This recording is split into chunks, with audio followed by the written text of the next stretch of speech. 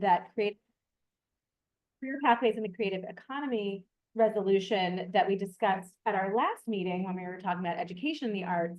And I think that's coming along. We're working with the Department of Education to make sure we get that language right, that we get the data that we need, that we know is out there that shows how important and how impactful it would be for us to formalize career pathways in the arts. And our new Secretary of Education is, I think, joining us as a champion, not physically joining us, but is right alongside us as an ally and a champion. She's done similar work in California in her position, really centering the arts as part of education. So definitely more to come on that. If I haven't missed anything, I am going to turn to the main event and reason for us to be here today, which is that we are very, very fortunate to have our Secretary of State, Patibanda-Sanchez, with us. And we are going to just have a little conversation. I'm going to let you talk about the Department of State and why the Department of State would be here at Arts and Culture Caucus, which hopefully you all know, but maybe you can add a little color to that. And then I think I have a couple questions. Yeah, for they're you. coming here. The Senator Mr. Cole is here too. Cool. And the President Pro Tem of the Senate is here, so thank you for being here. So I'm going to yield the floor to you, and if you want to do some introductory remarks, and then we'll just chat. Sure. So good morning, also morning. Okay. Yeah. Charuni Patibanda-Sanchez. I'm really honored to be here. Thank you for the invitation. I really appreciate it. I get the honor of sitting in this seat because I have the distinct pleasure of having such a diverse department, and the divisions underneath the Department of State are incredibly diverse, as I mentioned, including, arts and libraries, our veterans home, but they actually really interact well together. And I'm very excited to kind of come here to talk a little bit about what our amazing director, Jessica Ball, has accomplished with some of our other directors in the department. And we're very eager to start this, cross collaboration that we've created in our own department, really across state government, because we think that the possibilities are endless and that we need to pursue as many as possible. So can you talk a little bit about your specific background, any professional or personal experiences that impact how you see the creative economy, sure. Art specifically? I'm going to roll it all the way back to childhood. Do it. Okay. We all do. So I had a very fun arts experience when I was growing up here in Delaware. Shout out to Miss Poling. She is my Is she on the call? She is. She actually contacted me via LinkedIn to say hello, which was amazing. Yeah. And so, a big shout out to our public school system and what they did in the early mid to late 80s and 90s, because that's really how I grew up in our state in Red Clay school districts. I also had the great fortune of learning Indian classical dance as an extracurricular starting at the age of 6. And for any of you who know, Indian classical dance is very tough for people who are tall. You have to bend plie type positions in the ballet, and you have to bend in ways that are not best friend actually. She is 5'2", 5'3", and my teacher would say to me, "You need to match her height when we dance." So regardless, my teacher was living in Hocus, and she actually bought a house or built a house that had a small room to the side where she kept as her dance studio, and we would go every Friday night and learn dance. And the reason I'm bringing this up is that, first of all, dance provided a very safe space for me. And as someone who is kind of connected to the performing arts, as many performing artists will say, you're almost lifted to another universe when you're dancing or performing on stage, right? You've forgotten everything. All the anxiety of the day melts away when you perform. And so to me, that was a very important part of my childhood. And had I not had that, I think my experience growing up as a teen, which is hard for all teens, I think, would have been very different. So one of the reasons I probably didn't pursue dance as a profession, sadly, is because there wasn't a lot of money for Indian classical dancers, and it was a very difficult way to earn a living. We were lucky enough, though, that the classical arts in India were supported by governments, and so there was a lot of investment in teaching and trying to pass this on. And so some of these teachers came to America and they set up shop here and they did that. And so it wasn't through government grants or anything like that. It was really just a desire and a passion to push their culture forward. But it was really something that was encouraged in India. So I really value the intersection between government and art. And I think that government can play an incredibly influential role in progressing arts, which, as my favorite episode on the West Wing talks about, you know, progress in arts equals progress in society. So that's kind of my personal background on the arts and how I know it has completely changed my life. And even though I don't get to dance as often anymore, my 43-year-old niece still try. Yeah, keep trying. And I'll go back to my teacher's house and she holds me at the exact standards as when I was 16. So, yeah, once in a while, when I get to escape into that kind of room, it's just so beneficial for my well-being overall. Yeah, I think that's wonderful. And it's really interesting to hear about that, the benefit even to students here of the investment being made in India in education and maintenance of the culture. That's really cool. Can I Yes, jump in ma'am. tech-wise? The Oh. sound system in the room's not working, so this is our microphone. So Oh, Secretary, if you don't mind, if I put this in front of you so that the 20 people on the call can hear you more fully. Mrs. Poling didn't hear you if she's on there, but I love that you shouted out your Red Clay Elementary arts teacher, because I am also friends with my Red Clay Elementary art teacher on social media. Miss Anderson, she's probably not on the call. Shout She out was to the art amazing. teachers. I can still see and smell her art room in my mind. Yes. So we know that you've had a lot going on as you've been, you know, getting up to speed with the Department of State. We've had no shortage of urgent matters to attend to, but that you've still prioritized attending and supporting arts events. So what have you been most surprised by to learn about Delaware's creative economy? Great question. So first I want to kind of list all the events I've been to, because I really like, And we will clap. yeah, no clapping necessary, but I do want to make sure that though this job is tough and there's a lot of priorities that pull against each other, supporting Jessica and her mission and Jessica and the other directors who work together to promote events is really important to me. And also just getting to meet people who are engaging with us is vital as secretary, I think, especially in my first year. So I'm trying to get out to as many as I can. So I was at the Poetry Out Loud competition, and I thank the Lord that Jessica didn't ask me to judge, because I did that. Yeah. That's impossible. blubbering in tears the entire night. And I think one of the most impactful, not surprising, but impactful moments of that night is the MC of the night asked the kids to talk about why they were here, why they were there. And they said, you know, sometimes I have trouble expressing myself in normal or not regular ways, I guess, in school. And this opportunity really let me find myself. And so I was so happy to see that kids are still using art as a way to find themselves and grow and enrich, because obviously that's something I went through as a teenager too. I also attended the culmination event for our creative veteran. It was a pottery training class, and all of those students are veterans. I wanted to thank them for their service and also see their art. And some of it was really good. Some of it was very surprising. And so I spent a lot of time with the artists there and got to hear their story. And that program actually brought people out who maybe have decided they needed to self-isolate or just kind of retract from the world for various reasons. And it gave them an activity to interact with other veterans, an art teacher, and create something beautiful and representative of what they went through. So I was really like, that was a great program. And I really applaud Jessica and our then director of OVS, Miranda Mal, who has now moved on to another position. I did have to promote her. But we're really eager for that kind of collaboration. The same thing exists with our arts and aging program.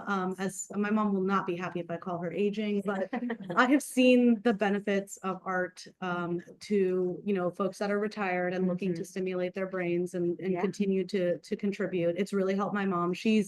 She participates in the Osher School of Lifelong Learning, and they also have art classes. So all of these programs that are targeted toward our retirees and seniors, I think are incredible. And I think surprised to learn probably that the arts community is just ever growing in Delaware. We may be a small state, but we have so many people that are dedicated to this mission and are providing it in so many different kinds of ways. So I'm really eager to really understand the entire landscape and see how we can best leverage them with each other and with our department and, you know, all of this cross collaborations that we're working on. That's awesome. So we are going to clap for you for attending. More so, Senator, I wanted to tell you Oh. that my passion project, which is the library initiative, I did highlight the arts. Oh, perfect. I love that. So I'm also going to pose to you the same question I asked during your Senate confirmation hearing, which was outstanding. You know, and this is what we really wanted to focus on today, the idea of where does the creative economy and small business, how do those dovetail? Are there potential opportunities you see for the integration of the arts with other department priorities when it comes to economic development, particularly small business? Absolutely. So I appreciate the follow-up because you should hold us accountable. So as many of you may have seen, the governor's recommended budget included basically a double down on the EDGE grants.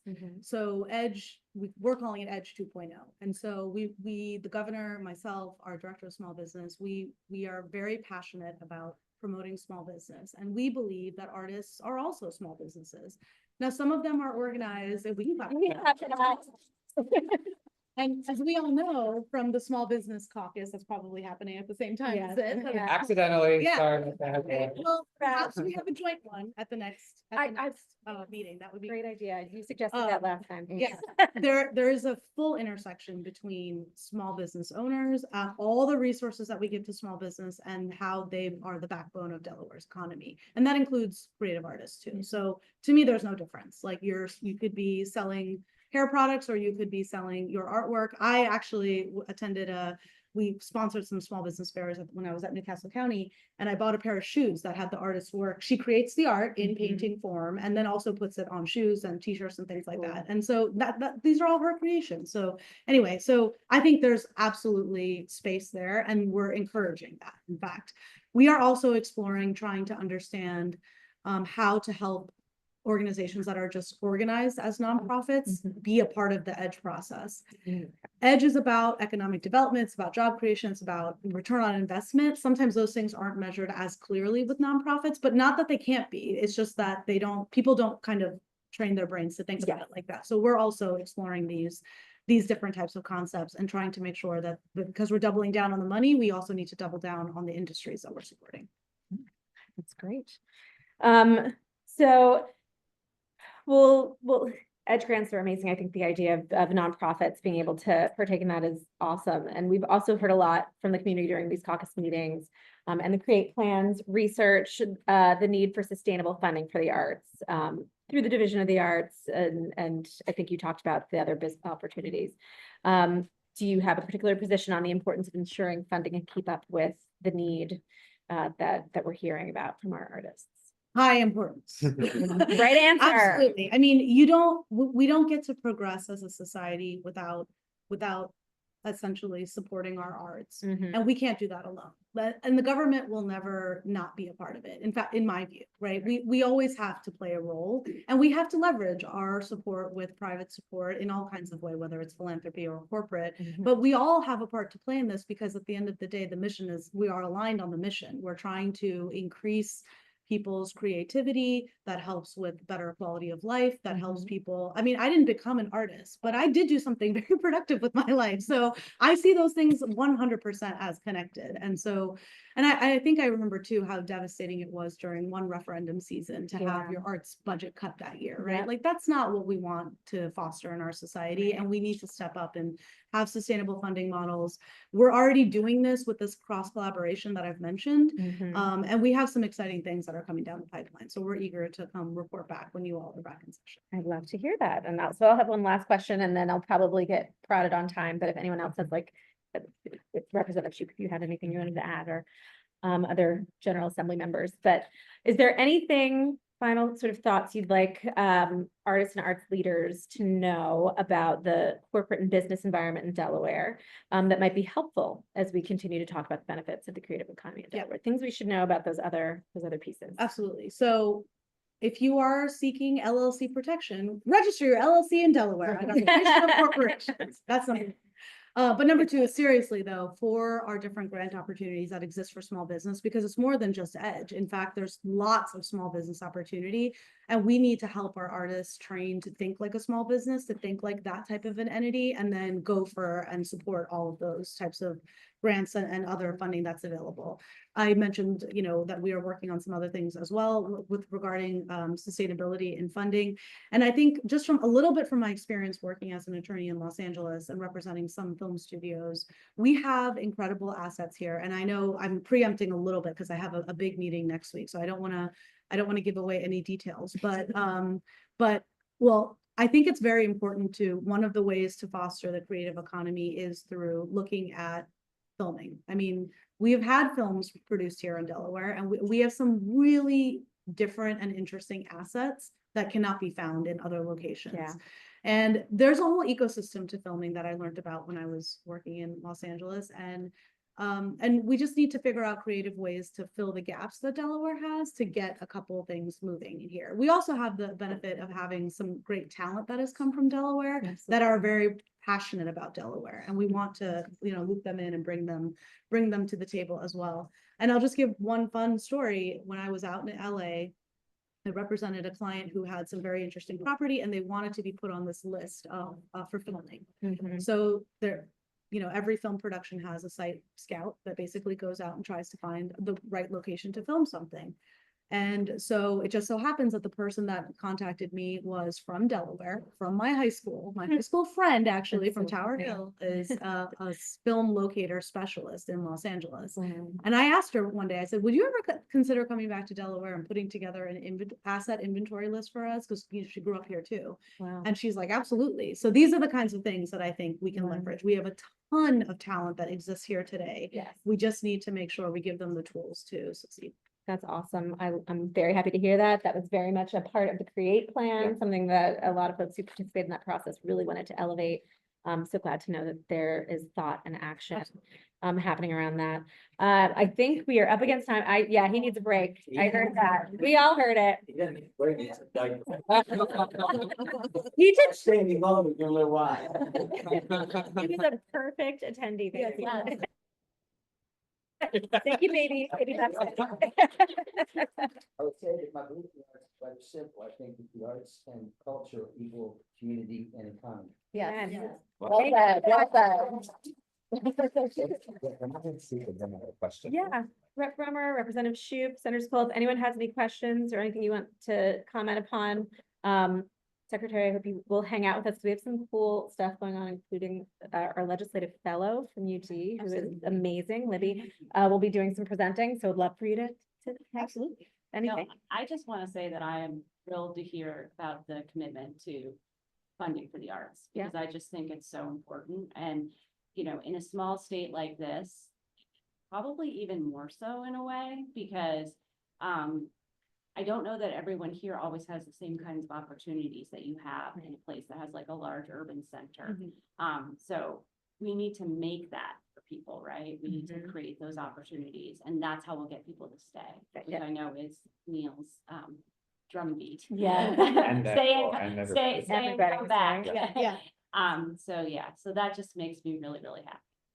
Actually, would you mind giving voice to what the event we went to on Tuesday Oh, night? gosh. Just to Yeah, acknowledge that there's it a was- class of students It we was want to come back wonderful, to. yeah. I had the pleasure of attending, but what was the? We called it Futures in the Arts Celebration. Futures Yeah. in the Arts, and it was, there were like 12. 20. 20. Yeah, I guess they weren't all there. Yeah. Right. There was about 20 high school seniors, and the range of things that they did, it was everything from, like visual art to, there was one kid who's producing music, to theater, you know, kids and performance. Just recognizing, you know, what they've done as they're planning. I think all of them are basically planning to pursue it in college, which is Yeah. amazing. Some of them here, some of them out of state, and getting to recognize them, see their work. And also they got a cord that they Yeah. can wear at graduation that is pink, which I was like, Yeah. love that so much, as you can tell. Yeah, it was just a lovely event, and I know that the kids felt so uplifted, because I think sometimes, you know, we often recognize academics and sports, accomplishments. and not always these other things that, you know, are equally important, Yeah. right? And take an equal amount of effort and work. So it was really fun to see their faces, see their families, and they all recognized their teachers, the ones who spoke, which was really, really cool. And I think also speaks to the importance of continuing to have strong arts education in our schools. I just think that is so important. And I would love the idea of creating a pathway for the arts Yep. at the high school level to go along with the other pathways that we have. So Yeah. really great event. I was like, honestly, the highlight of my week easily. Really went home smiling, which doesn't always happen when I'm driving home from Dover. So, Yeah. so I really. Space. I was grinning ear to ear, and yeah, it was really wonderful. So I'm really grateful that you had that kind of acknowledgement, because I could tell some of those kids probably never had that. I know, it's sort of ironic, right? Yeah. Because Yeah. performing arts and things like Yeah. that theoretically are under But the spotlight. not at school, right? No. Like I danced, never got like any recognition at school because it wasn't a sport, right? Yeah, It wasn't right. considered a sport. And that's interesting. I do want to say, we should probably keep track of all our policymakers and leaders who feel a sense of joy after they leave an arts event. Because it really does contribute to having a better night and a better outlook the next day. Yes. It can be a rough drive home from Dover. Maybe we need to be doing that every night. Yeah. On session nights. Yeah, Yeah. it really. I'm not opposed. Yeah. We started a little jam band or something. Yeah. Aren't you a guitarist? Yes. That's right. There we go. We got Our a band leader. No, that's awesome. And so much of our effort, I feel like oftentimes is just trying to make sure the arts aren't taken for granted. I think people appreciate it, but we just take it for granted that it's always going to be there and it's going to happen the way it happens. And I think we're here to say, no, we need to be very intentional and invest and maintain and grow. So with that, to keep us on time, or we're not on time, but but to keep us moving, I'm going to turn things over to Neil Kirschling and Libby Bowen, who are going to talk about some of our possible next steps. Yeah, in prepping, hi everyone, Neil Kirschling with the Mhm. Delaware Arts Alliance, just providing some staff support for the caucus. In prepping for this meeting, Senator Lockman and Representative Shupe asked, all right, we've looked at the CREATE plan before, we've looked at all the recommendations. Are there a few things specific to economic development, small business and tourism that the legislature can do? We've already talked about some progress underway. And so, Libby, I'll let you introduce yourself and your role, and Libby's really gonna drive things here. We had thought maybe at the end, legislators could talk about what they're interested in, what we might work on next year, but given the time, I think interject as we go along, and if, Jessica or Charlie have thoughts too, please feel free to jump in, but Libby, I'll let you kick things off. Hi, everyone. My name is Libby Bowen. And the microphone has to. Oh, come yeah. through you. I'll try to project. I'm also a thespian. Oh, there we go. Hi, everybody. Thank you all for being here today. My name is Libby Bowen. I'm a UD senior. I'm a musician, I'm a thespian, and I'm also a legislative fellow with the Senate Majority Caucus. And one of my main projects this semester has been kind of picking through the CREATE plan and finding ways for the legislature specifically to do some concrete action to advance the goals of that CREATE plan. So today I'd like to review some of those recommendations with you all, particularly focusing on economic and workforce development, as well as small businesses and the tourism industry. So I also want to acknowledge that many of you in the room have heard many of these recommendations from the CREATE plan before, so I don't want to be a broken record or anything about that. But we did want to review them and sort of use those as context for our discussion going forward, so that we can see the connection between how these next steps advance those goals.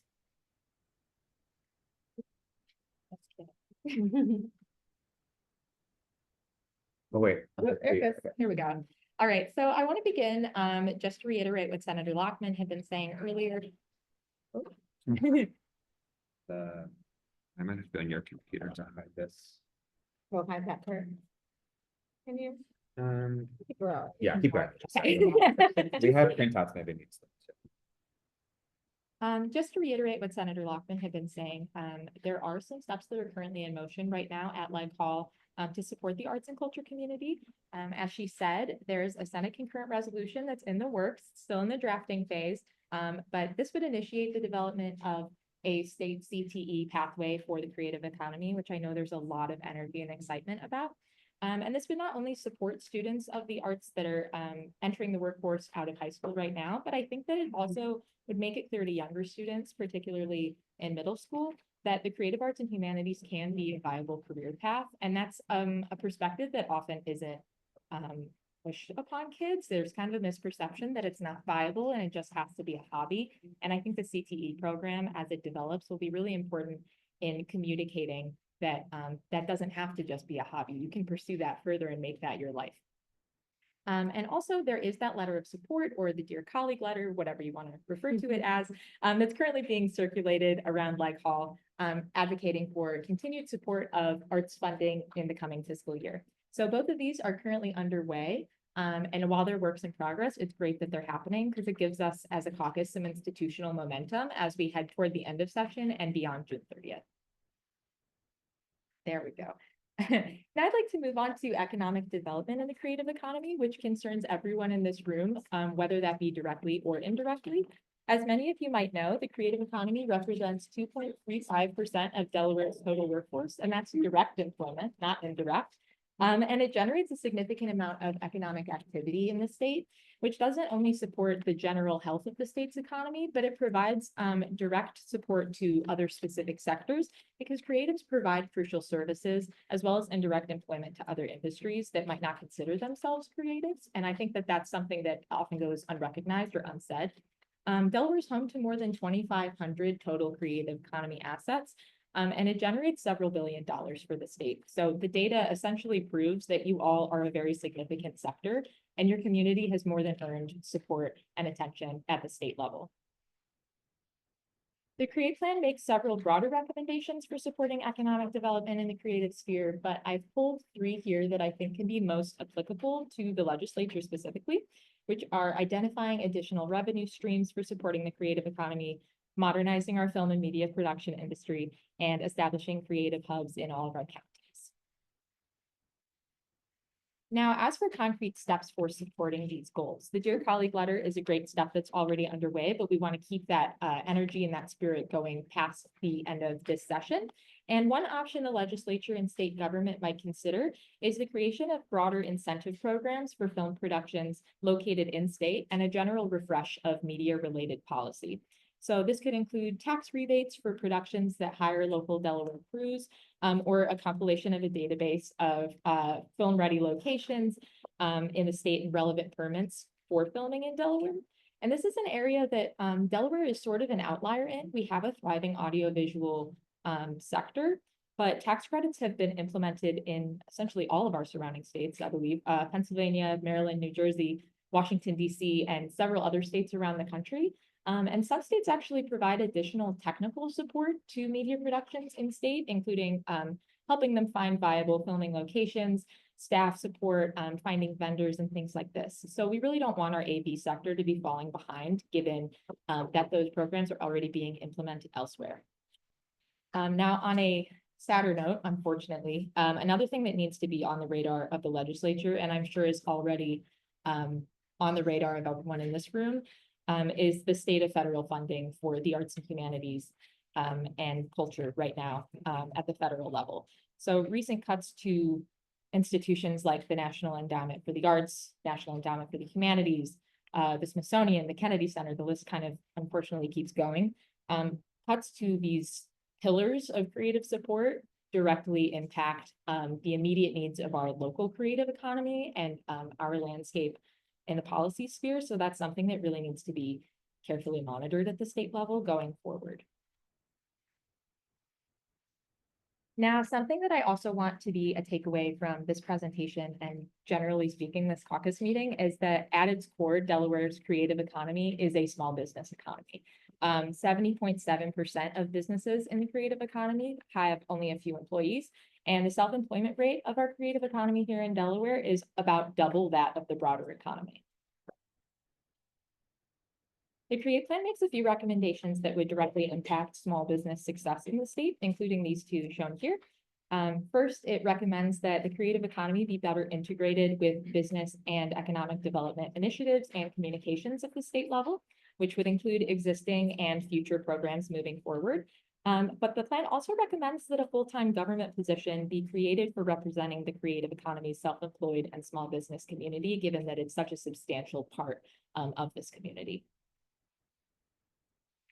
So going forward, the legislature might scope out the potential responsibilities of a full-time state position dedicated to this advocacy. This position could be housed potentially in the Department of Labor or the Division of Small Business. And they would essentially serve as a point of contact for the creative economy and constantly advocate for the needs of the small business and freelance community. But the first step in that process is clearly defining what that position's roles and responsibilities would be in the state government, because in order to make the greatest impact for you all, we need to know what our intention is behind that position and implement it the best way that we can. It may also be worthwhile to consider a CREATE Act. I'm so sorry, I always butcher this name because it's so long, which stands for Comprehensive Resources for Entrepreneurs in the Arts to Transform the Economy Act. Thank you. Or CREATE Act. So this was actually a federal bill that unfortunately didn't make it out. It wasn't passed as a law, but it could serve as a great model for state policy going forward. What it would do is expand financial assistance programs to the creative economy and also ensure that traditional business supports that aren't always available to creatives, such as business incubators and small business grants, are made more readily available to them. So getting this type of bill on track, first step would probably be a review period, evaluating existing programs to see what we have that is working, what can be improved, and how we can make this most inclusive to the community in this room. Now, the creative workforce in Delaware does face a number of unique challenges. As many of you may know, because I know it was discussed at the previous caucus meeting, the average income for creatives is higher than that of the broader state workforce, but these salaries range pretty dramatically between the low end of that spectrum and the high end. And those disparities exacerbate racial and gender pay gaps. Women and African Americans are underrepresented within the creative economy, and they also make less than their peers. In addition to that, the vast majority of the creative workforce, as you can see here, are not satisfied with their creative income. In addition to that, the CREATE Plan research revealed that Delaware experiences a degree of brain drain in its creative workforce, as I know was said briefly here, because many creatives end up pursuing opportunities out of state, and that's at least in part due to a lack of formalized supports within Delaware, as well as pipelines from education to career stability within their creative fields. Given those challenges, the CREATE Plan recommended that Delaware improve career development opportunities for high schoolers within creative fields, and also that we solidify and formalize our creative internships and apprenticeships programs. As we mentioned, there is action underway for developing that state CTE pathway program, which I know organizers are very excited about this. But another option the legislature might consider is a Creative Workforce Investment Act. So this was another piece of federal legislation that could serve as a baseline for state policy moving forward. And essentially what it is a legislative effort to expand and establish new grant programs to support initiatives creating publicly accessible art and culture projects, particularly employing local artists and workforces. The original piece of legislation includes a pretty long list of eligible projects. So it's not just fine arts, but it also includes cultural aspects like oral history projects, which I'm personally very excited about, live music, street fairs, things like that. And it ensures that the contributing workforces to those projects are locally sourced and part of the community rather than outsourced from out of state. The CREATE Plan also suggests that Delaware's tourism industry isn't sufficiently integrated with the creative economy, and many creatives don't perceive the state to be a cultural tourism destination to begin with. But despite that, 65% of visitors to Delaware participate in entertainment during their visit and 48% in cultural activities. So there is existing infrastructure and assets for creative and cultural tourism, but they really aren't being highlighted in state branding and communications on tourism, which is kind of shifting the perception of those assets. The CREATE Plan makes three main recommendations for revamping this tourism landscape in the state, which are developing a statewide cultural economy brand, increasing cultural tourism offerings, and emphasizing arts and culture within tourism communications. Now, most of these do fall under the purview of Visit Delaware and other state tourism offices, but I do think that there's some wiggle room and opportunity for the legislature to get involved and support these efforts. The first option might be designating arts and entertainment districts to promote the state's creative assets to tourists while also supporting local workforces and downtown redevelopment efforts. So Maryland is sort of the best practice example for this type of program. I believe their arts and entertainment district program started about 20 years ago, but as of right now, they have 29 different districts. And in 2022, they generated $13 million and contributed to $97.5 million in net business growth. So they've really been a boon for downtown tourism and kind of increasing foot traffic in those areas and supporting the local workforce. Another consideration is capital funding for venue support and development in the creative economy. So as was mentioned earlier, there's a history of state appropriations supporting sports venue development. And Senator Lockman, in her infinite wisdom, suggested that we apply that same support to capital development for the creative economy, such as supporting performance venues and galleries and other spaces for the arts community to promote their work.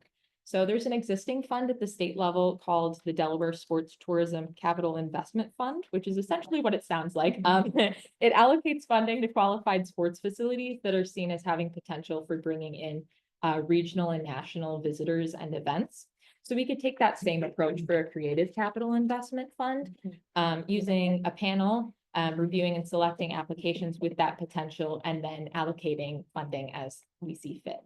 So just to wrap up, to kind of leave these up for our discussion, I have a compilation of all the CREATE recommendations that were mentioned here, and I know you have the physical copies also, and then all of the recommendations that I made.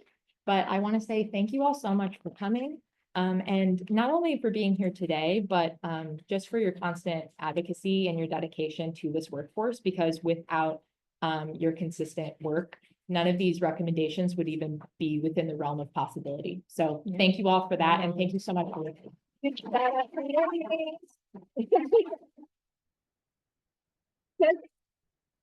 An outstanding job as a legislative fellow. I just have to repeat it, Libby. You've been amazing.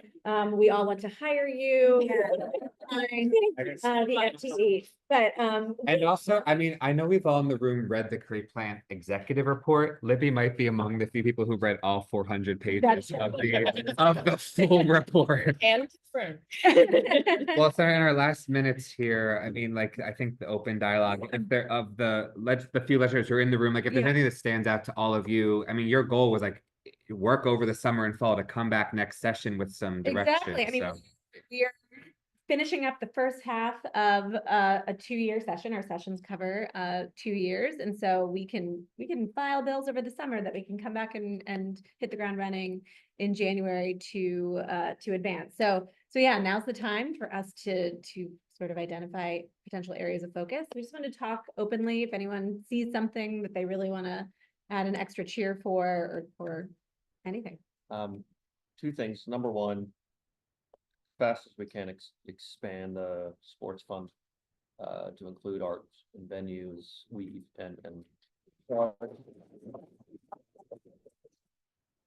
I'm sorry if this makes anyone uncomfortable or mad, but we have a TE turf just north of us, had a lot of investment in it, and the amount of people that we see in our downtown areas, we have 2 small businesses, we have theaters, we have art galleries, we have restaurants, is almost non-existent.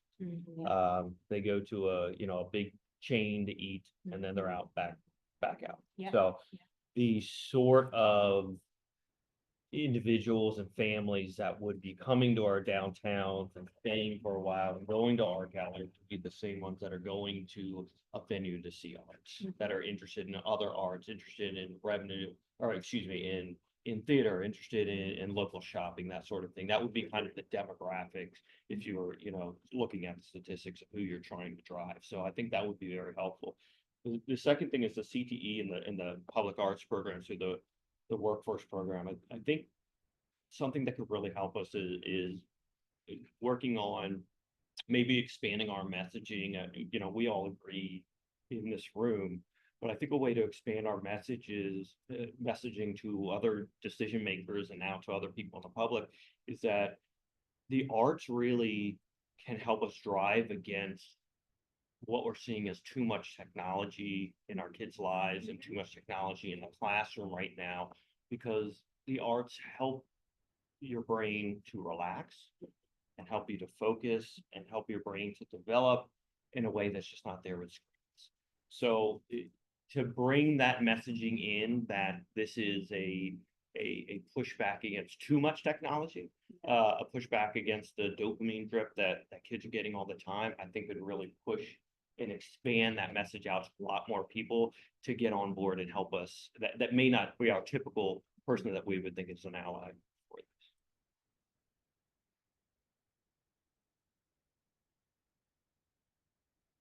The plug here for the humanities, because full disclosure, my husband is the former chair of the Delaware Humanities Council. But the way a lot of people don't understand, the National Endowment for the Humanities is the blanket organization, but every state, and this was created by Congress, has their own humanities council. And they basically are not gonna have any funding the way things are right now. And they do programming and grants for so many types of like small, like in libraries and in some of the smaller communities that might not have programming going on. And I received an email from Michelle Anstein, who's the director, And in the corner here. I want to make sure Yep. that we fully fund our humanities programs as well, because that's another vector for for seniors, for children, and for small communities, smaller towns that don't have an arts district, to have these important programs to come together as a community, which I think is the other piece. That to me is the other piece about the arts. We get together in person Absolutely. when we participate in the arts. Like that's why, like live music, like there is nothing like going to a concert and being a room full of people who are all enjoying the same thing you are. Like I don't think we can replicate that online. We all saw during COVID, people tried to. Yeah. So I just want to make sure that those valuable institutions get the funding that they need, having lost it from above. Yeah. Because I think in a small state like this with small towns, it's just really important. And a lot of the same groups are applying to get funds from the Division of the Arts or the Humanities or maybe Historical and Cultural Affairs. And if Suzanne Savory is in the room too, and libraries have all experienced cuts. I'm certain your division is tracking all of those cuts and aware that that's happening to be able to help. Luckily, we live in a state that can support to some degree those. And I think we as leaders have to be prepared to make I know the argument will be made that we're not caring about the important things first when we do that. Right? And I understand the hierarchy of needs. I want everybody to have food and housing, and I get that. I'm there. And this is vital also, and it's vital for our humanity, and it's vital for us to be able to be in community with people who are different than we are. Yeah. And I think that without that, we are lost. So to me, that is a core part of democracy. We've got some people I'm not going to name you. I might ask you to name yourselves, honestly, who I see in this room who are every day doing things that counteract the isolating effects of just modern life and post-pandemic America. Whether it's running the Delaware band or doing the events that have been bringing in more inclusive audiences into that space to build community. There's just everyone in this room I know is contributing to that. So thank you for that, and we want to support you.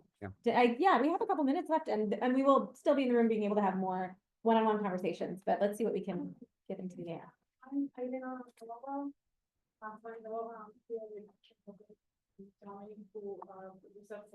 Apparel Philly, and we're the people who brought apparel in Delaware. For those of you who don't know what that is, this is a competition that is it's held all over the world, in Bangkok, Sydney, in all over Europe, everywhere. We was very excited about bringing it here, and I'm gonna get to one of the reasons why that goes back to talking about how important art is, and that it helps us stay grounded and away from the toxic things that comes around us. Because one thing that Well, it's mentioned a lot in rooms with artists, in different artists, but it's not mentioned with other people around, is that it's enough, authenticity. And, that is not replaceable, that is not something that anybody else is going to show you how to do. Art is the tool that can help you do that. The way art battle works is it brings people together from all kind of backgrounds, you know, social, care levels, everybody. And the way it does that, it sparks curiosity, it forms adrenaline, and brings people together that who may not even thought that they may love art, they come and see the energy that is falling on. So while we walk into, and it's great and wonderful, we walk into galleries and museums and we see all those things that we so deeply admire. I think it's very important to make that reach to where we touch the ordinary people to see what we see. Yeah. To understand that things are we're being said here and to feel that on the regular basis. And like that, you open up so many doors, so many collaborations, so many opportunities to grow for everyone. Absolutely. I just want to thank So you. Art Battle Wilmington, is that a website? It is, Okay, perfect. Oh, sorry, I'm so old. Oh my God. it is, Art Battle is a website and, Philadelphia and Wilmington are the ones that I, produce. I am gonna try to be short because I know that we're short on time, but, there's so much that I want to say. It's just that it's not just about a battle. It's, I've seen it with, I've been in Philly for a year now, and it is truly a community of artists that, and even Johnny has his eye on a staple building in Delaware that we would love to make a hub, that is for sale.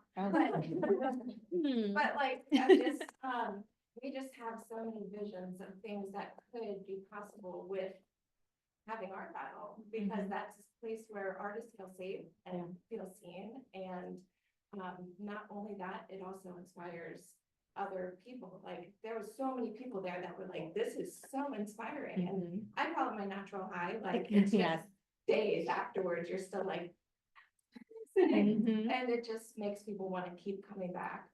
So in saying that, we sold out the first event, and now we need to find another venue, which has been difficult. Oh, wow. It's difficult, and I don't feel like this is something that should holding us back from being able to give the opportunities for those people to see and to feel. Yeah. This is the only way you're gonna get them. They have to feel. Yes, exactly. That's amazing. I'm so glad to know about you. Philly transplant. Yeah. Yes.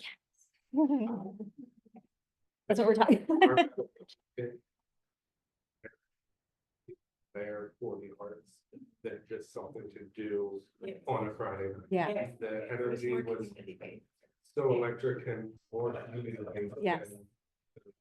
And that was just really amazing to see and feel. Yeah.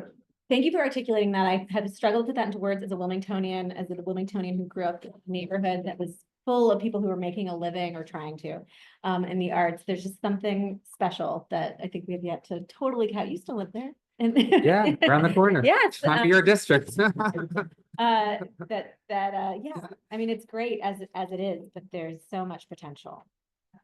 I think, And throughout the state as well, we're not trying to be great. and I know we're at time to